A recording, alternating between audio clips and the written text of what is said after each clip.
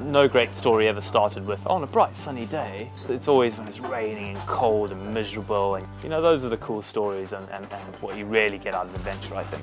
And what better place to do an adventure is in winter, in the Arctic Circle. It's going to be miserable, so that's where I'm heading. Yeah, I'm looking forward to trying a bit of snow winter driving.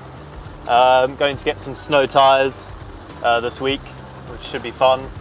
And I just like the idea of man and machine, you know, taking the Land Rover into the Arctic, see how it copes with the cold, and then see how I cope with the cold by doing a triathlon in the Arctic.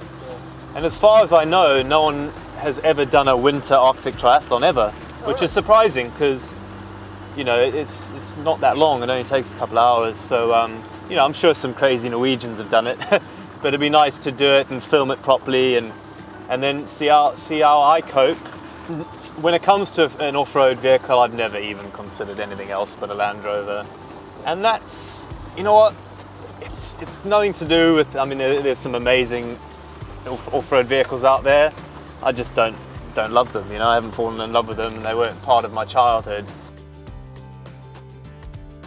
Often when people want to go on an adventure, they think of going abroad, but actually there's so much to do in the UK that is just as adventurous. You know, a few years ago I did the 3 Peaks Cycle Challenge, which is amazing. Over 3 days you've got to cycle between Snowdonia, Scafell and Ben Nevis. It's 150 miles a day plus a climb in each 24-hour period.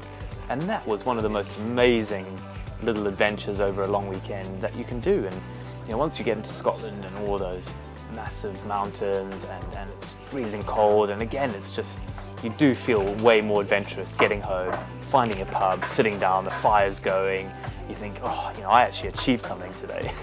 And there's so much of it, you know, you go out to West Wales or you go into the Hebrides and that sort of thing, and there's a lot out there. And I think people do often think too much about going abroad to have an adventure, but you know what, the greats in Great Britain's here for a reason, because it's a pretty awesome island. You know, I've said it before, I'll say it again, you know, adventure isn't always about climbing mountains or rowing oceans. Adventure in its purest form is simply a way of thinking, I think, you know.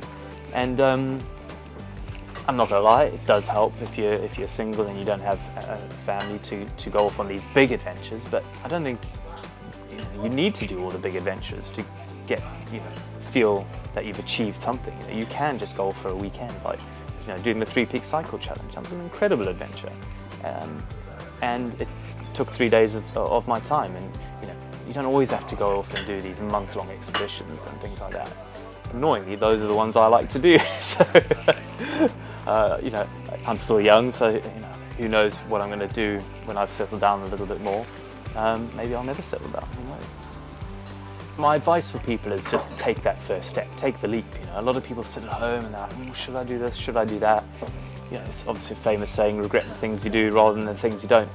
And you know, taking that first step is always difficult. And you know what I do? I go to the pub with all my mates and I actually verbalise what I've got in my mind and these ideas. And you know, you're always quite nervous that your friends will go, oh, don't do this, don't do that. But actually, I think your friends will be often the most supportive. Some won't, you know. There's some family members that might not like your life choices.